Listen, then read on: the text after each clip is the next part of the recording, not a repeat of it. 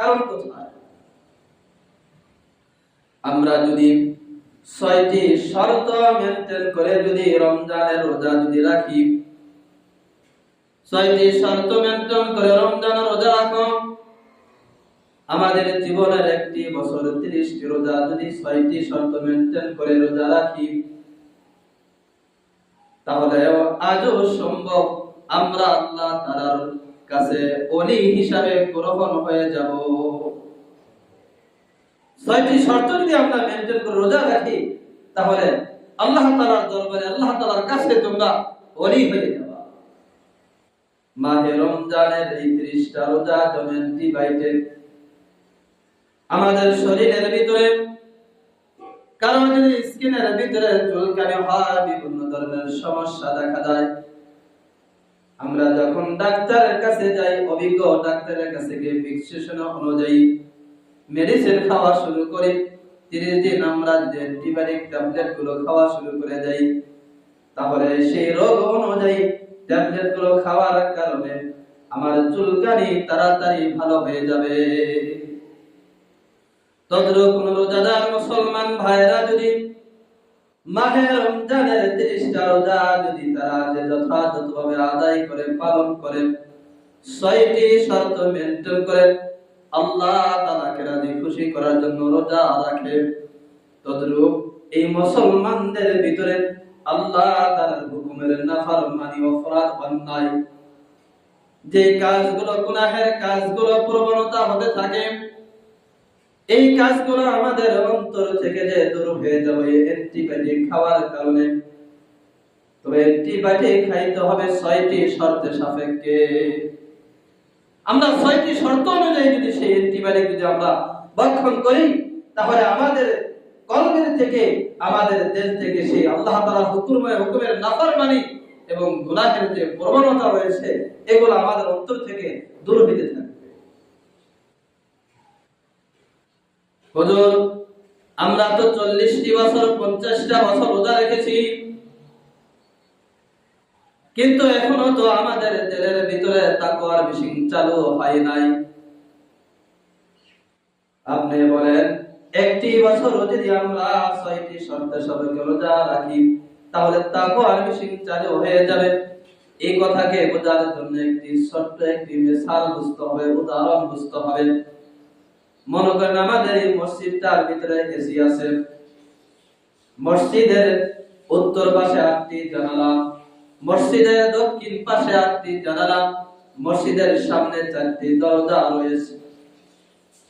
আমাদের এই মসজিদটাকে ঠান্ডা করতে হলে, শীতল করতে হলে 10 জন এসির যে যথেষ্ট ছিল, কিন্তু আমরা 10 টন এসির জায়গায় যদি 30 টন এসি চালু করে দেই, আর দরজা জানালাগুলো সবগুলো যদি আমরা উন্মুক্ত রাখি, খোলা রেখে দেই, তাহলে বলেন এই ঘরের ভিতরে, এই মসজিদের ভিতরে শীতল হাওয়া ঠান্ডা হওয়া সম্ভব কিনা?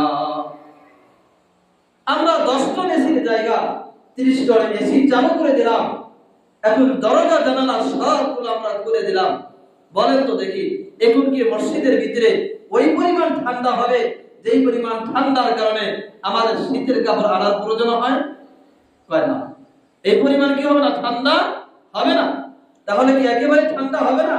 হ্যাঁ, আপনার ঠান্ডা হবে, তবে এই ঠান্ডাটা কি থাকবে না, কিছুক্ষণ বাকি থাকবে না।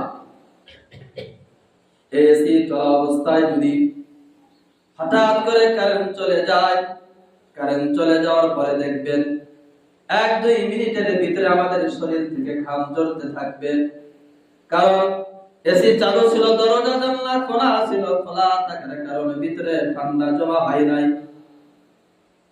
আর যদি মসজিদের চতুর্দিকের দরজা জানালাগুলো বন্ধ করে যদি 30 টন এসির ভিতরে 20 টন এসিকে আমরা বন্ধ করে দিয়ে 10 টন এসি যদি চালু করে দেই, তাহলে দেখা যাবে সহজে আমাদের মসজিদটা শীতল হয়ে যাবে, ঠান্ডা হয়ে যাবে।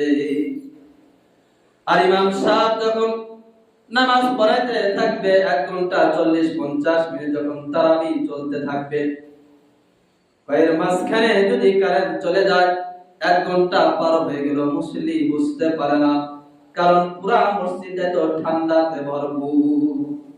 কেন? চতুর্দিকের দরজা জানালাগুলো বন্ধ ছিল।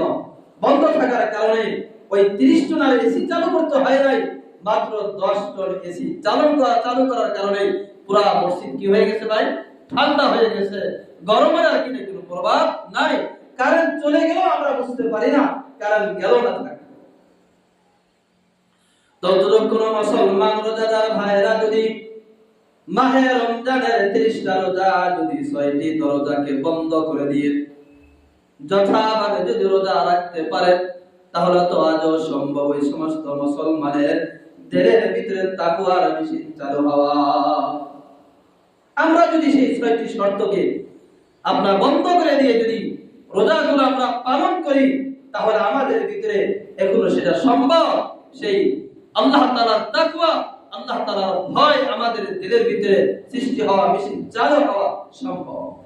আর যদি আমরা 6টি শর্তকে মেইনটেইন না করে বছরের পর রোজা রাখি, 1 বছর, 2 বছর, 10 বছর, 20 বছর, 50 বছর আমরা রোজা রাখলাম, কিন্তু আজও আমাদের দিলের ভিতরে তাকওয়া সৃষ্টি হইল না। কেন? ওই যে দরজা খোলা, দরজা জানালা খোলা অবস্থায় এসি ছাড়ার মতো হয়ে গেল। আমি সব কিছু উন্মুক্ত করে দিয়ে আমি রোজা রাখি, কিন্তু এই রোজা দ্বারা আমার কি হয় না? তাকওয়া সৃষ্টি হয় না। এজন্য মুসলমান ভাইরা, আমি মাহে রমজানের রোজা রাখবো 6টি শর্ত সাপেক্ষে। 1 নাম্বার শর্ত হলো আমার চোখের দৃষ্টিকে হেফাজত করতে হবে। মাহে রমজানের বাহিরে যেভাবে আমি বেগানা নারীর দিকে তাকিয়ে থাকি, বেপরদা নারীর দিকে তাকিয়ে থাকি, জেনার গুনাহ হয়, রোজা আসার পর আমি সেভাবে তাকিয়ে থাকি। এই জন্য বলেছেন 1 নাম্বার শর্ত হলো তুমি রোজা রাখো, তোমার চোখের দৃষ্টিকে হেফাজত করো। 2 নাম্বার, তোমার কানের যে শ্রবণ শক্তিকে তুমি হেফাজত করো। 3 নাম্বার, তোমার জবানকে তুমি হেফাজত করো। আল্লাহ রাসূল সাল্লাল্লাহু আলাইহি ওয়াসাল্লামের জামানায় 2 জন নারী সাহাবা রোজা রেখেছে। রোজা রাখার পরে মন নার্ভাস হয়ে গেছে, ক্লান্ত হয়ে গেছে, তাদের প্রাণ প্রায় যায়। আল্লাহ রাসূলের কাছে একজন সাহাবী গিয়ে বলেন, ওগো আল্লাহর পয়গম্বর, আপনার 2 জন নারী সাহাবী তারা রোজা রেখেছে, রোজা রাখার কারণে তারা এই পরিমাণ নার্ভাস হয়ে গেছে, তাদের প্রাণ প্রায় যায়, তাদের রূহ প্রায় চলে যায়। আপনি তাদেরকে ইফতারি করার অনুমতি দান, অন্যথায় ইফতারির সময় আসার আগে তাদের রূহটা চলে যেতে পারে। আল্লাহ রাসূল সাল্লাল্লাহু আলাইহি ওয়াসাল্লাম ওই সাহাবীকে ডাকতে বলেন, হে আমার সাহাবী, না না না, তাদের ইফতারি করার কোনো অনুমতি নাই। ওই 2 নারী সাহাবীকে গিয়ে বলো তারা যেন 2টা পাত্রের ভিতরে তারা স্বেচ্ছায় যেন যে বমি করে দেয়। আল্লাহ রাসূল সাল্লাল্লাহু আলাইহি ওয়াসাল্লামের এমন আদেশ পাওয়ার কারণে যখন এই ফরমান যখন জারি হয়ে গেল, ওই নারী 2 সাহাবী তারা যে পাত্রের ভিতরে বমি করা শুরু করে দিল। তাদের এই বমির ভিতরে গোশত এবং রক্ত বের হওয়া শুরু করলো। আল্লাহ রাসূল সাল্লাল্লাহু আলাইহি ওয়াসাল্লামের এই আদেশ পাওয়ার পরে তারা বমি করে তারা নিজেরাও অবাক হয়ে গেল। আমরা তো সাহারির সময় গোশত দিয়ে কোনো খাবার খাইনি, দিনের বেলা তো আমরা গোশত দিয়ে কোনো খাবার খাইনি, তাহলে কেন আমাদের বমির ভিতরে কেন গোশত আসে? উপস্থিত যারা ছিল তারা অবাক। একই কাণ্ড, তাজা গোশত এবং রক্ত যে বের হয়ে আসছে বমির সাথে। আল্লাহ রাসূল সাল্লাল্লাহু আলাইহি ওয়াসাল্লাম সাহাবাকে ডাকতে বলেন, হে আমার সাহাবী, শুনে রাখো, এই 2 নারী সাহাবীর ভিতরে একজন নারী সাহাবী সে অপরজনের গীবত গাইতেছিল, আর অপর নারী তার গীবত করে অনেক মজার সাথে সে শুনতেছিল। এই জন্য আজকে তাদের এই পরিণতি। আল্লাহ রাব্বুল আলামিন কোরআন শরীফে বলেন, আইয়ুহিব্বু আহাদুকুম আইয়াকুলা লাহমা আখিহি মাইতান ফাকারিহতুমু। আল্লাহ রাব্বুল আলামিন বলেন, যখন তোমরা একে অপরের যখন গীবত করবা, শিকায়েত করবা, গীবত করবা, তখন তোমার আপন পায়ের গোস্তর চাইতে আরো মারাত্মক অপরাধ। এই জন্য 3 নাম্বার শর্ত হলো আমাদের জবানকে কি রাখতে হবে ভাই? হেফাজত রাখতে হবে। রোজা রাখলাম কিন্তু জবান দ্বারা আমি মানুষকে গালিগালাজ ঠিকই করি, মানুষের অশ্লীল কথা বলি, আমি খারাপ ভাষায় কথা বলি, আমার জবানকে হেফাজত করতে পারলাম না, মানুষের শিকায়েত গীবত যত প্রকার হতে পারে সব গুনাহ আমার জবান থেকে বলা হয়, তাহলে তো সেই রোজা দ্বারা কি হবে না? আমার দিলের ভিতরে তাকওয়ার মিশন চালু হবে না। 4 নাম্বার, আমার শরীরের প্রত্যেকটা অঙ্গ প্রত্যঙ্গকে হেফাজত করতে হবে। 5 নাম্বার, আমরা সাহারি খাবো, ইফতার করব, সাহারি এবং ইফতারের সময়, সাহারি এবং ইফতার করার সময় হালালের দিক দ্বারা সাহারি খেতে হবে, হালালের দিক দ্বারা ইফতার করতে হবে। আল্লাহ রাসূল সাল্লাল্লাহু আলাইহি ওয়াসাল্লাম বলেন, فقال رسول الله صلى الله عليه وسلم تسحروا فإن في السحور بركة। আল্লাহর হাবিব বলেন, হে আমার উম্মতের দল, তোমরা সাহারি খাও, তাসাহারু, তোমরা সাহারি খাও, ফাইন্না ফিস সুহুরি বারাকাতান, তোমাদের এই সাহারি খাওয়ার ভিতরে বরকত রয়েছে। তোমরা সাহারি খাও, সাহারি খাওয়ার ভিতরে বরকত আছে, সাহারি খাওয়ার মাধ্যমে তোমরা বরকতগুলো হাসিল করো। وقال رسول الله صلى الله عليه وسلم فصل ما بين صيامنا وصيام أهل الكتاب أكلة السحر।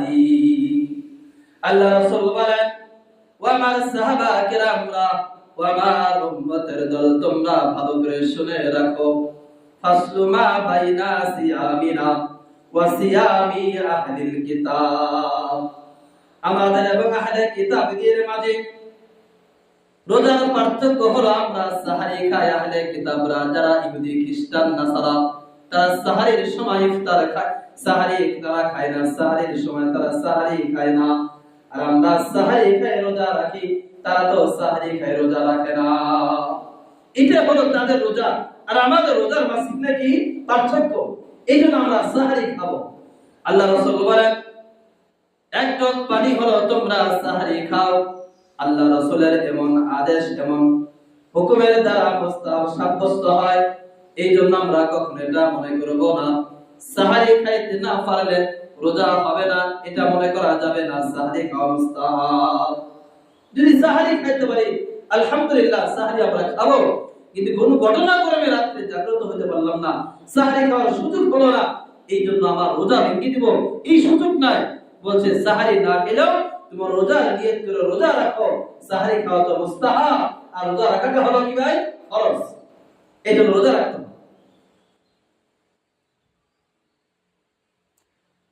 আল্লাহ রাসূল সাল্লাল্লাহু আলাইহি ওয়াসাল্লামের জামানায় একজন কিশোর সাহাবী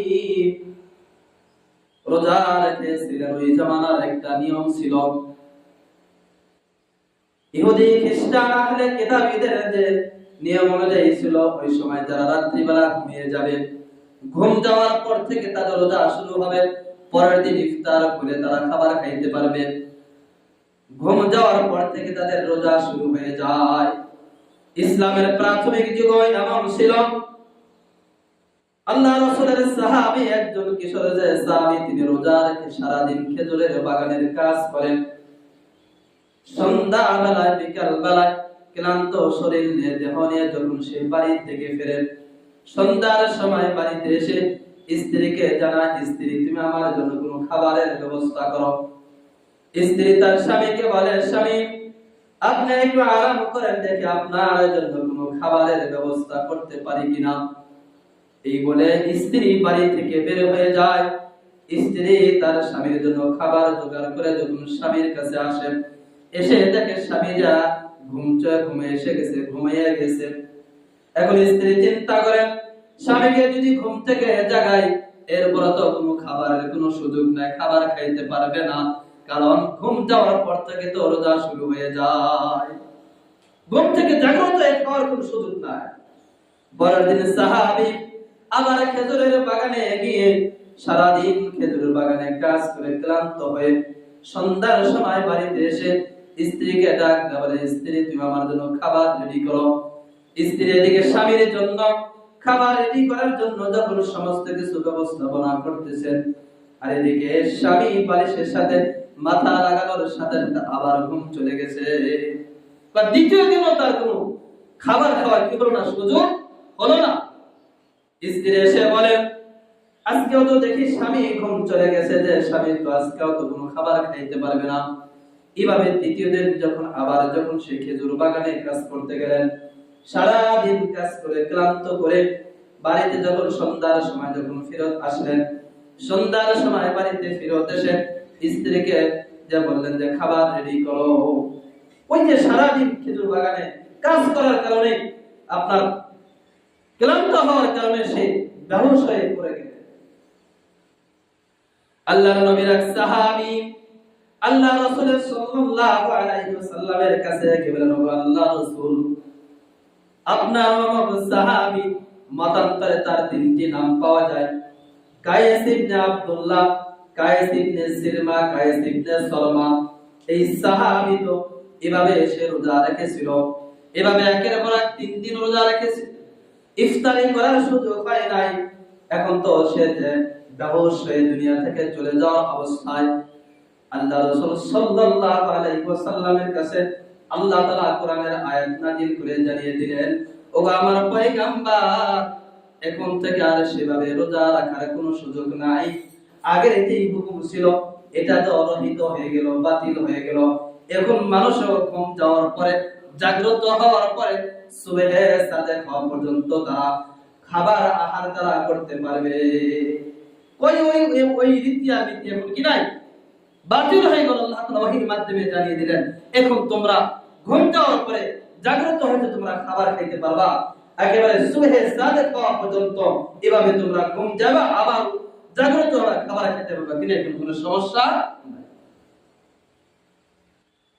আল্লাহ রাসূল সাল্লাল্লাহু আলাইহি ওয়াসাল্লাম বলেন, আকালা রাসূলুল্লাহ সাল্লাল্লাহু আলাইহি ওয়াসাল্লাম, মান ফাত্তারা ফীহি সাইমা। আল্লাহ রাসূল বলেন, যে ব্যক্তি কোন রোজাদার ব্যক্তিকে ইফতার করাইবে, কানা লাহু মাগফিরাতুল লিযুনুবিহি। আল্লাহ রাসূল বলেন, ওই রোজা ইফতারকারী ব্যক্তির জন্য 1 নাম্বার পুরস্কারের ঘোষণা হলো তার জীবনের অতীতের সমস্ত সগীরা গুনাহগুলো আল্লাহ তাআলা মাফ করে দিবে। আমি যদি কোন রোজাদার ব্যক্তিকে ইফতার করাই, আল্লাহ রাসূল বলেন, কানা লাহু মাগফিরাতুল লিযুনুবিহি, যে তার অতীতের সমস্ত সগীরা গুনাহগুলো আল্লাহ তাআলা কি করে দিবেন, মাফ করে দিবেন। 2 নাম্বার পুরস্কার, ওয়াইতু রাকাবাতিহি মিনান নার। আল্লাহ রাসূল বলেন, দ্বিতীয় নাম্বার পুরস্কার হলো ওই ব্যক্তিকে আল্লাহ তাআলা জাহান্নামের আগুন থেকে মুক্ত করে দেন। 2 নাম্বার পুরস্কার হলো যিনি ইফতার করাবে ওই ব্যক্তিকে আল্লাহ তাআলা জাহান্নামের আগুন থেকে মুক্তি দান করবেন। 3 নাম্বার, ওয়া কানা লাহু মিসলু আজরিহি ওয়া মিন গায়রি আইয়াম তাগসা মিন আজরিহি। আল্লাহ রাসূল বলেন, ও আমার উম্মতের দল, তোমরা শুনে রাখো, যখন তুমি কোন রোজাদার ব্যক্তিকে ইফতার করাইবা, ইফতার করার কারণে তুমি 100 জন মানুষকে ইফতার করাইছো, 100টা রোজা রাখার সওয়াব তোমার আমলনামায় লেখা হয়। আমি যতজন মানুষকে ইফতার করাইবো অতগুলো রোজা রাখার সমপরিমাণ আমি সওয়াব পাবো। কিন্তু দুঃখের বিষয়, আমি সারা দিন রোজা রাখি, মানুষের গীবত গায়ে শিকায়াত করি, আমি বলতে পারি না আমার রোজা কবুল হইল কিনা। আমি এটা বলার কিনা কোনো সুযোগ নাই। আমি রোজা রেখেছি, মানুষের গীবত গাইতেছি, শিকায়াত করতেছি, মানুষের সমালোচনা করতেছি, আমার রোজা তো নষ্ট হয়ে যাচ্ছে। আমি যদি ইফতারি করাই, ইফতারি করার কারণে তাহলে আমাকে পরিপূর্ণ রোজা রাখার কি দেওয়া হবে, সওয়াব দেওয়া হবে। রাসূল বলেন, ওয়া মিন গায়রি আইয়ান তাবিসা মিন আজরিহি। আল্লাহ রাসূল বলেন, ও আমার সাহাবা কিরামরা, তোমরা শুনে রাখো, তোমরা এই কথা ধারণা করিও না আমরা রোজা রেখেছি অপরজনের ইফতারি যারা ইফতার করেছি, ইফতারি করার কারণে আমার রোজার সওয়াব অপরজনকে দিয়েছি। না না না, রাসূল বলেন, মিন গায়রি আইয়ান্তাকিসা মিন আজরিহি, আল্লাহ রাসূল বলেন তোমার রোজার সবথেকে বিন্দু পরিমাণ কম করা হবে না। আমি আমার ইফতারি দ্বারা অমরজন ইফতারি করলো সারাদিন রোজা রেখে, ওই রোজাদার ব্যক্তির সব থেকে এক বিন্দু পরিমাণ সব কি করা হবে না, কম করা হবে না। বা তার রোজার সপ্তাহ ঠিকই থাকবে, মাঝখান দিয়ে অমর একজন মুসলমান সে ইফতারি করার কারণে সে রোজা রাখার সময় পরিমাণ সে কিভাবে সবটা অর্জন করতে পারবে। সাহাবা কেরামরা জিজ্ঞাসা করলেন, ও আল্লাহর রাসূল, আমাদের ভিতরে তো সকলের এই সামর্থ্য নাই যে আমরা রোজা রেখে রোজাদার ব্যক্তিদেরকে ইফতার করাইব। আল্লাহ রাসূল সাল্লাল্লাহু আলাইহি ওয়াসাল্লাম বলেন, হে আমার সাহাবা কেরামরা তোমরা ভালো করে শুনে রাখো, মান ফাত্তারা সাইমান আলা মাযকাতি লাবানি, ওই যে ব্যক্তি কোন রোজাদার ব্যক্তিকে এক জগ দুধ পান করাবে, আও তামারাতিন অথবা একটি খেজুর দ্বারা ইফতার করাবে, আও শারবাত মিম্মাইন অথবা এক জগ পানি দ্বারা ইফতার করাইবে, আল্লাহ রাসূল বলেন ওই ব্যক্তি রোজা রাখার সমপরিমাণ সওয়াব দেওয়া হবে। এটা বলা হয় নাই 40 আইটেমের ইফতারি করতে হবে, 20 আইটেমের ইফতারি করতে হবে, অন্যথায় ইফতারি গ্রহণ করা হবে না, ইফতারি দেওয়া যাবে না। রাসূল বলেন তোমার সামর্থ্য অনুযায়ী আমি এক কেজি খেজুর নিয়ে এসে আমি রোজাদার ব্যক্তিদেরকে ইফতারি করাবো, তাও তো আমি কি করতে পারবো, সওয়াব অর্জন করতে পারবো। হ্যাঁ, আল্লাহ রাব্বুল আলামিন যাদেরকে সামর্থ্য দিয়েছেন, অর্থ দিয়েছেন, যদি তারা রোজাদার ব্যক্তিদেরকে তৃপ্তি সহকারে ইফতারি করায় তাহলে তাদের ফজিলত কি? আল্লাহ রাসূল সাল্লাল্লাহু আলাইহি ওয়াসাল্লাম বলেন, আকালা রাসূলুল্লাহ সাল্লাল্লাহু আলাইহি ওয়াসাল্লাম, মান আসবাহা সাইমান, যে ব্যক্তি কোন রোজাদার ব্যক্তিকে তৃপ্তি সহকারে ইফতার করাবে, সাকাহুল্লাহু মিন হাউজি, আল্লাহ তাআলা আমার হাউজে কাউসার থেকে ওই সমস্ত ব্যক্তিদেরকে এমন পানি পান করাবেন, শারবাতাল লা ইয়াসমাগু হাত্তা ইয়াদখুলাল জান্নাহ।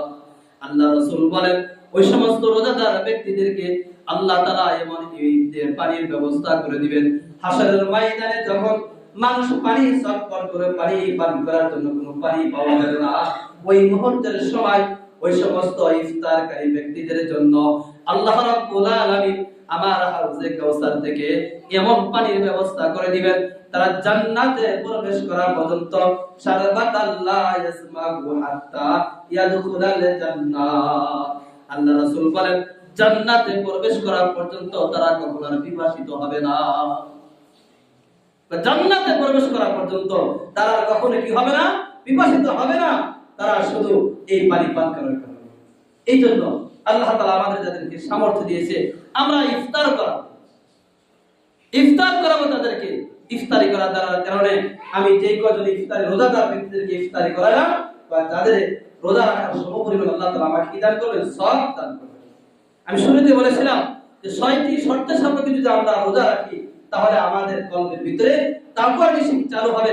এর ভিতরে 4টা বলেছিলাম, 5 নাম্বার বলেছিলাম হালাল রিজিকের দ্বারা সাহরি খাওয়া, হালাল রিজিকের দ্বারা ইফতার করা, আর 6 নাম্বার শর্ত হলো যে আমি রোজা রেখেছি, 5টা শর্ত আমি পালন করেছি, কিন্তু আমার দিলের ভিতরে এই অহংকার আনা যাবে না আমি তো সবগুলো শর্ত পালন করে আমি রোজা রেখেছি, আমার রোজা কবুল হয়ে যাবে।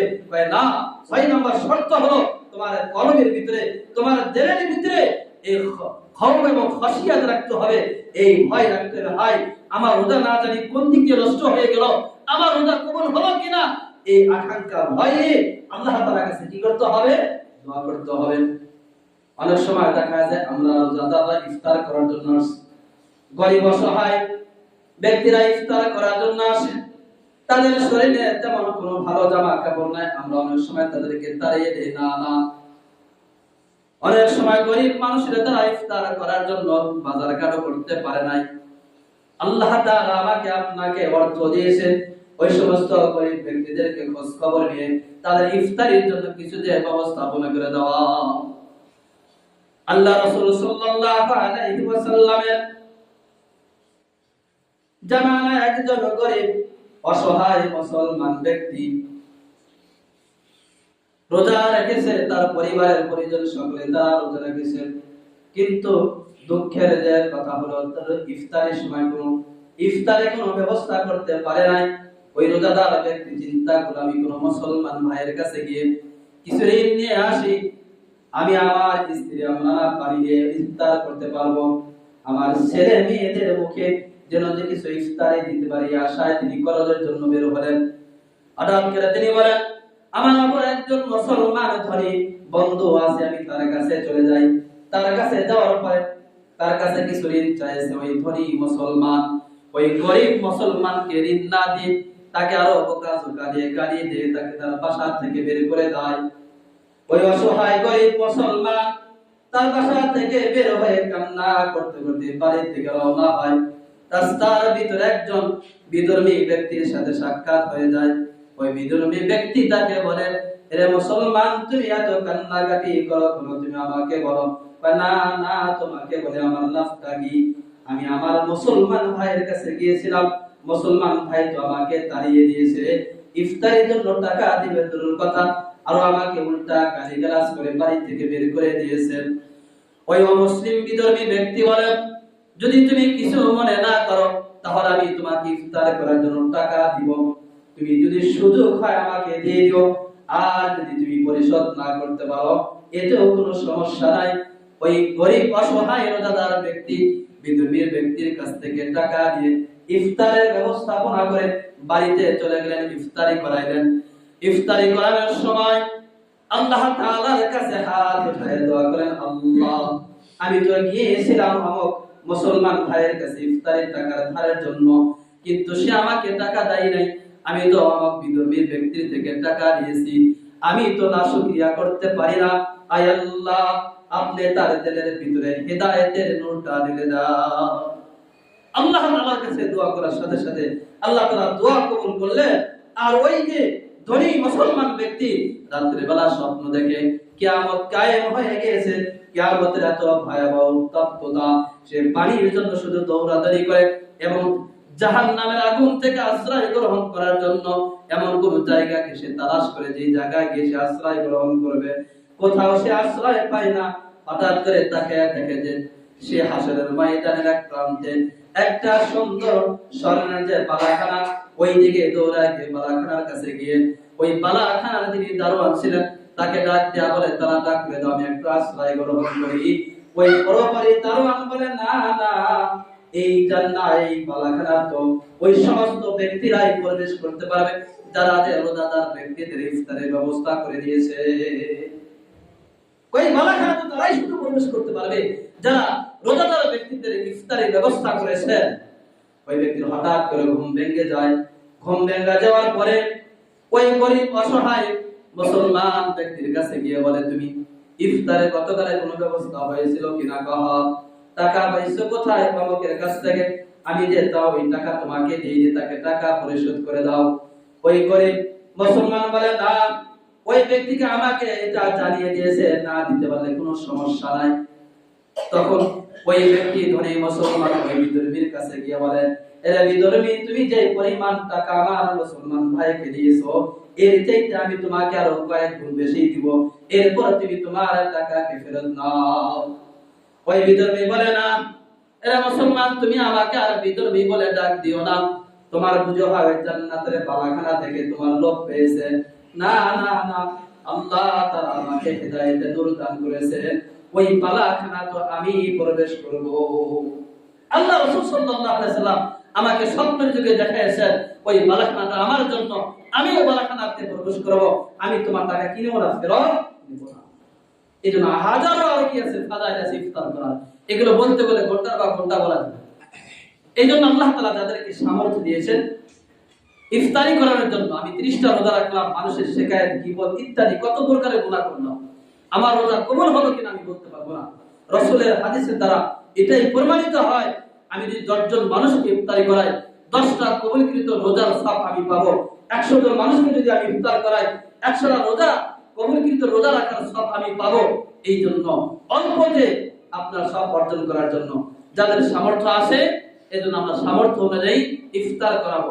তবে নিয়মকে শৃঙ্খলা বজায় রাখার জন্য আজকে হলো শুক্রবার, আগামীকাল হলো শনিবার, আজকে এবং কালকের ভিতরে যারা আমরা ইফতার করার জন্য কোন রোজাতে করাবো আমার কাছে লিস্টি দিয়ে যাবেন, যারা লিস্টি দিবেন তারা ইফতারি করাবেন, অন্যথায় যারা পরবর্তীতে ফাঁকা থাকে আপনি সুযোগ দিয়ে নিতে পারবেন। কিন্তু এরপরে যে পুরা যদি 30 দিনে ফিল হয়ে যায় তাহলে আপনি পরে বললেও দেখা যায় ইফতার করা কি থাকবে না, সুযোগ থাকবে। আর যদি আমি ইফতারি না করাই দেখবেন যে গত রমজানের মতো বিগত 3 বছর ধরে এভাবে পুরা রমজান ইফতার হয় না, কোন রমজান বাদ গেছে নাকি? 30টা রোজা ইফতারি হয়। তবে আমার আপনার চিন্তার বিষয় হলো আমি হতভাগা, আমি গরিব শরীক হতে পারলাম কিনা, আমার টাকা কত জায়গায় চলে যায়, কত গুনাহের কাজে ব্যয় হয়। আমি 250 টাকা দিয়ে 10 জিবি 300 জিবি 50 জিবি বা 20 জিবি আমি ইন্টারনেট কিনে 7 দিনে আমি শেষ করে দিচ্ছি। এটা তো আপনার একটা নেকিও দেখা হবে না। আমি এক মাসে 500 টাকা কি করি, ইন্টারনেটে ব্যবহার করি, আমি নেটে ব্যবহার করতেছি, ওয়াইফাই চালাই 500 টাকা দিয়ে প্রতি মাসে।